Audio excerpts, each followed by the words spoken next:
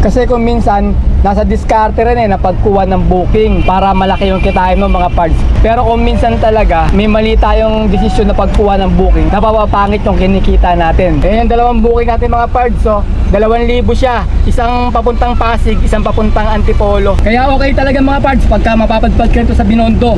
Pag ganitong oras, alas 2 ng hapon, madaming high demand dito, malalaki yung mga booking niya. Walang uuwi hanggat walang pambayad ng loan. Arya!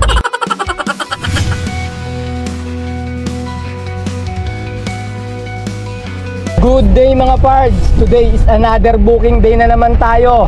November 8 ngayon, 2024. Time check tayo, 9:43 AM. First booking natin from Gulod, Novaliches going to Mandaluyong sa halagang 878. Ang layo ng pickup location ay 1.5 km.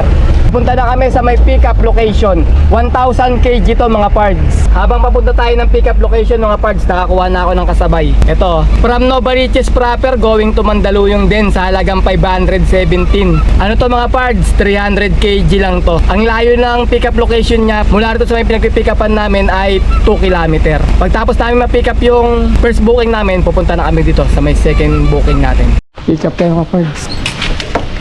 Yung kaya na yun sir, no? Kay Sir Alfred Mandaluyong. Meron sir may sasabay ako sir Sa pa Mandaluyong din. Hindi ko pa alam konti lang to, 300 kg lang to Ito 1,000 kg to konti lang.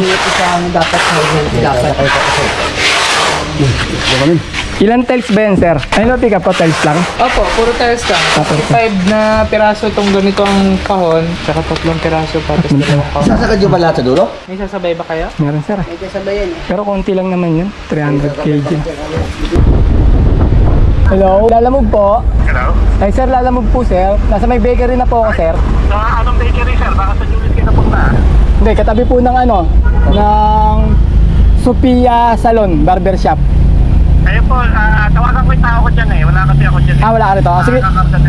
Pakihanap na lang po sa Ate Lenny, sabihin nyo, lalamog. Ate Lenny. Sige sir, okay sir. Copy sir. Copy. Ma'am, kay Ate Lenny daw po, pick up. Ha? Tiles yan?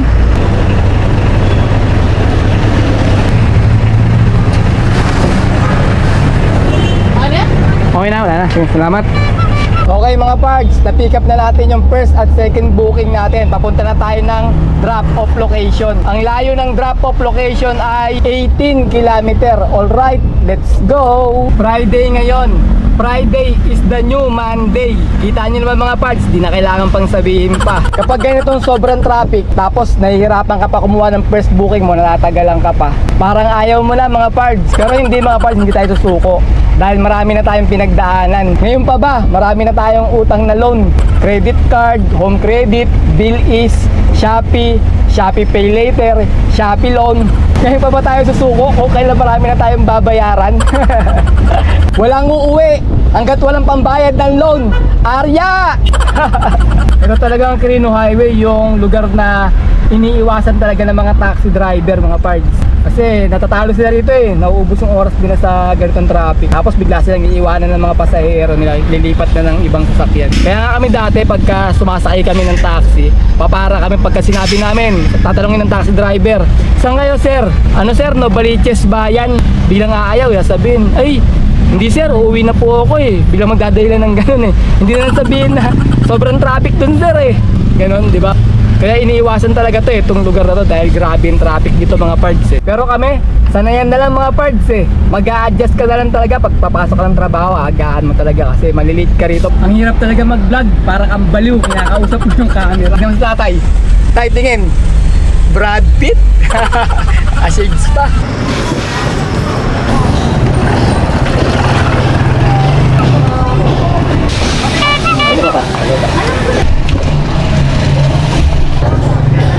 Okay. Pa-picture lang sir Sige sir, thank you sir. Okay mga pards, papunta naman tayo sa second booking natin, drop off. Ang layo na lang ng drop off location ay 1.3 km. Alright, let's go. Yung kay Sir Alfred dyan sir, 808. Sure.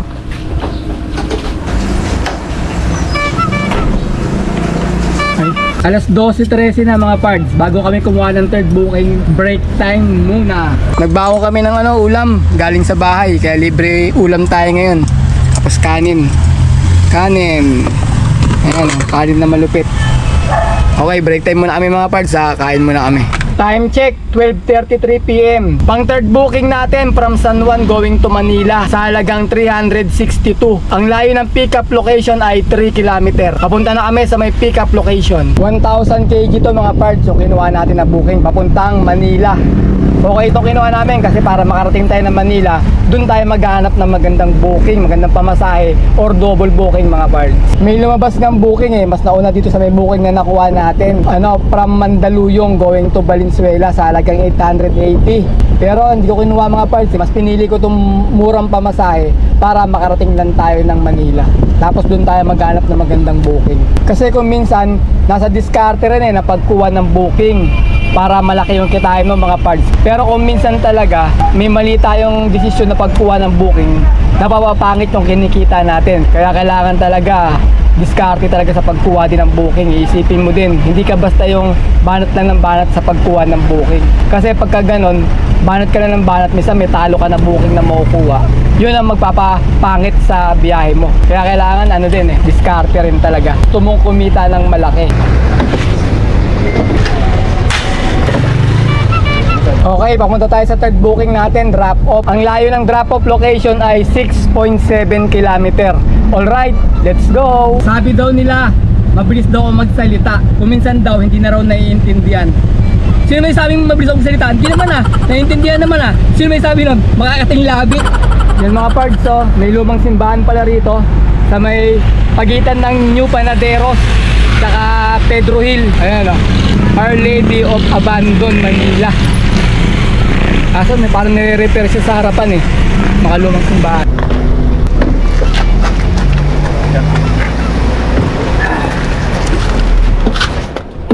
Sumangkay.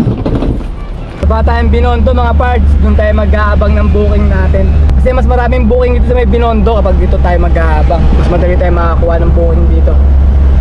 Time check, 2:16 PM. Pangapat na booking natin from Manila going to Pasig sa halagang 873. Ang layo ng pickup location ay 1.2 km. 300 kg to mga parts. Papunta na kami sa may pickup location. Pick up ka rito, pick up ka rin. Mo. Na. Ba't hindi mo nilalagay yung sa top up? Ayun, top up? Ano na yun? Oo. Hindi mo sinasabi kasi yung nag-top up ako ngayon ng 500 o 300. Yung ganon. Hindi mo sinasabi nyo kung magkano yung top up nyo. Hindi ko sinasabi na kasi nga automatic na yun pagka pinapakita ko yung ko, bawas na. Nakabawas na yun doon. Sige Pards ilang kg ba sa'yo? 300 yan? Double bukod na agad? Hindi makontak yung Ayun lang. Naka-delivery yung Walang pangalan ng shop? pero dahil hindi sila makontak. Ayaw ibigay sa'yo yung items. Wala naman sila ka lang. Yan ang mahirap pag di makontak yung yung customer Tumatagal tayo sa ganyan no? Panglimang booking natin mga pards. Sabay ito, double booking. From Manila going to Antipolo sa halagang 1,122. Ang layo ng pickup location ay 400 meters lang mga pards. Papunta na kami sa may pickup location. 1,000 kg to mga pards. Ayan, dalawang booking natin mga pards 2,000 siya. Isang papuntang Pasig, isang papuntang Antipolo. Kaya okay talaga mga pards pagka mapapadpad ka ito sa Binondo. Pag ganitong oras, alas 2 ng hapon, madaming high demand dito, malaki yung mga booking niya. Kaya kahit 300 kg lang, malaki na yung booking na makukuha mo. Tapos sabayan mo pa ng isang 1,000 kg na may high demand din na malaki. Okay na, Antipolo lang, di ba? May 2,000 na tayo kasi lalayo tayo ng probinsya na malayo. Ganun din same lang din naman pero mas maganda to, mas malapit ang drop off natin. Nakaraan mga parts, dito ko nakita si Mio TV. Ano naman siya, 600 kg yung dala niya. Tapos pumipick up siya rito ng 4 na booking na tagdi 300 kg yung diskarte yun. Puro may high demand yung mga kinukuha ng mga parts. Matindi rin kumuha ng booking yun, 2 regular saka 2 saver booking o pooling booking. Pero lahat na kinukuha nun, nakikita ko sa mga vlog niya, mga puro may high demand malalaki yung mga high demand na kinukuha niya. Okay yung ganun, pagsabay-sabay mo 4. Pupunta ka ng umaga rito, kukuha ka ng 4 na booking, tanghali, deliver mo na, hapon tapos mo na, di okay na. Kumbaga, boundary ka na sa isang biyahe lang. Makakatipid ka sa diesel pagka ganun. Pagkatapos, natsambahan ko si dito mga parts, si George TV. Nakasabay ko dyan bandang Masangkay lang. Ang hindi ko pala nakikita ng mga vlogger din na ilalamove si Tito Bar, tsaka si Balik TV. Hindi ko pa nakakasabay sa biyahe. Pero baka soon, baka makita rin natin, mabidyoan natin sila. I-Alonso na tayo mga parts, yung pick up namin sa may Corona na yun. Yung shop na Corona, mga stainless din na tayo dyan, angular. Ang diskarte rito, papupuntahan nyo na sa may painante nyo doon para may set up na para sasampanan sa sasakyan natin. Wala kasing contact na binigay sa amin kaya ang gagawin talaga pupuntahan doon mismo sa may shop. Kasi walang paradaan dito. Kailangan hihinto ka lang, tapos kakarga na agad, diretso alis na. Yan, traffic naman kasi. Ganyan dito matraffic kasi bawat shop dito hihinto yung sasakyan, tapos ikakarga na nila, tapos iskerda na. Ganun ang diskarte yan dito mga parts. Tsempo-tsempo lang pagka may parkingan na libre. Nakaka-parking ka sa gilid. Tulad nito, ready na doon, tapos pick up na. Diretso alis na kami. Ngayon lang mga parts, pick up natin, dala ni sir. Diba? Pag dito ka pick up sa Alonso, tsaka sa may Tomas Papua, puro tubo lang, ngayon lang dadalhin mo. Maliliit lang. Dito magandang diskarte mga parts. Pwede pa nga 3 kaso hindi na.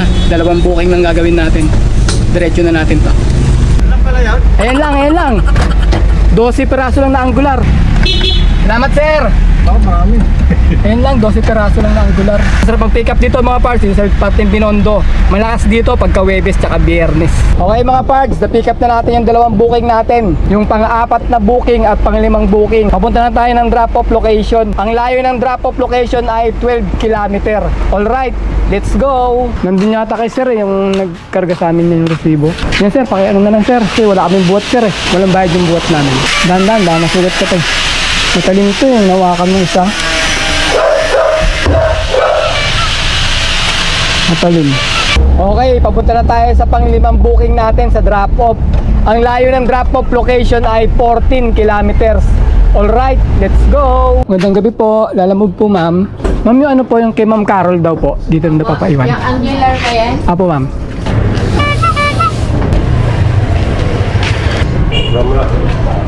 Ma'am, thank you po ma'am. Ayun mga pards, nakauwi na kami ng bahay.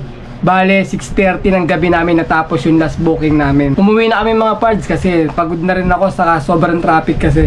Bale, naka-5 booking kami sa maghapon at ang kinita namin ay 3,001. Gawin na natin 3,000 lang to mga pards. Pagkatapos, 100 na tip lang ang nakuha namin. Kuripot yung mga customer ngayon hindi masyado nagbibigay ng tip kaya 100 lang yung nakuha namin. Kaya naka 3,100 kami. Pagkatapos, nag-diesel kami ng 600. Tapos 100 na pangkain lang kasi may baon kami na pagkain, kanin tsaka ulam. Bali merienda lang yung nagastos namin kanina kaya 100 lang. 3,100 minus 700 equals 2,400. Ayun mga parts, naka 2,400 kami na malinis. Labas na rin yung pangkain, pan diesel, saka yung commission nila Lalamove.